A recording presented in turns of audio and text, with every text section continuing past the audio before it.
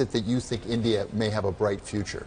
Right. I think, my line about India has been that it has consistently disappointed the optimists and the pessimists. That's the history of India, right? And I think that the good thing is that the expectations about India have been reset now. So the hype about India, which was there, has really been deflated a lot. Even Modi coming to power, there was a lot of hype about that. Now there's a lot of realism. So one of the rules I have out there is that is the hype watch, that for countries that are too hyped up, be a bit cautious. And for the countries which people are ignoring, those are the countries where you're likely to sort of be rewarded going forward in the next 5 years or so. So that's one of the rules that I speak about on India.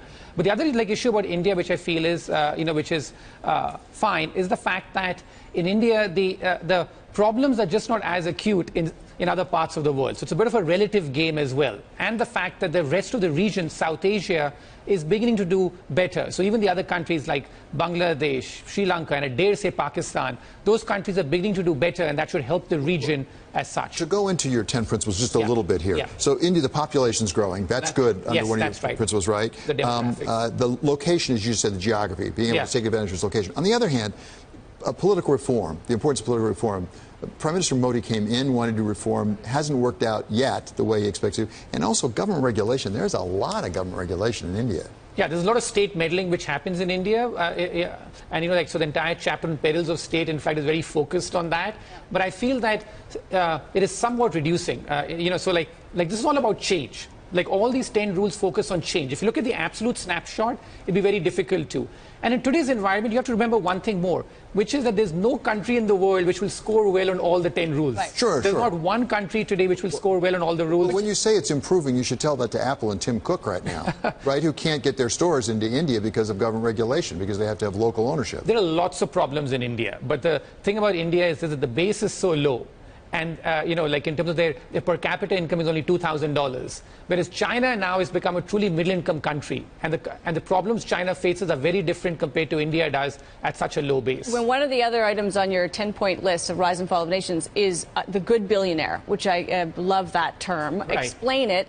China actually does better on the billionaire front than India, maybe not by much. But what's good about billionaires? Yeah, I have an entire chapter there focused on income inequality. I think this has really become the hot issue across the world. And my entire point there is, when does income inequality become such an issue that it begins to affect the economic reforms in a country, where the population has a backlash against wealth creation because they think all the wealth being created is sort of only benefiting a few people or a few bad billionaires. So the entire chapter about good billionaires, bad billionaires really sort of looks at the list of billionaires in a country and tries to assess what does that tell you about a country. And in India's case, in fact, if you look at what was happening last decade, all the billionaires who were rising were either people who had merely inherited their wealth, or billionaires in corruption-prone industries such as real estate, mining, commodities. That's now changing a bit this decade. But in China's case, a lot of the rise of the billionaires has been concentrated in the good industries, such as tech. So that's a positive factor for China. Yeah, so why are you so skeptical about China's future? On my most important rule, the kiss of debt. Debt. Which is, on debt.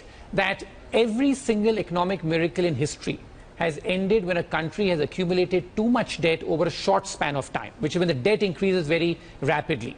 And what China has seen since 2009 is that no other developing country in history has accumulated as much debt as China has done in the last few years. And there's one statistic which tells all. Today, it takes $6 of debt to create $1 of growth in China. At the peak of the US housing bubble in 2008, it took $3 of debt to create $1 of growth in China. So they're buying growth. In the United States. They're buying growth with debt, is what you're saying. Massive amounts of debt. And it's getting more expensive. And it's not a very good bargain. That's right. And this is not how China used to be. Like until 2008, China's debt ratios were relatively stable. This is a change in China's story in the last few years. And that's why I've gone from being really bullish about China last decade to now being much less optimistic about it.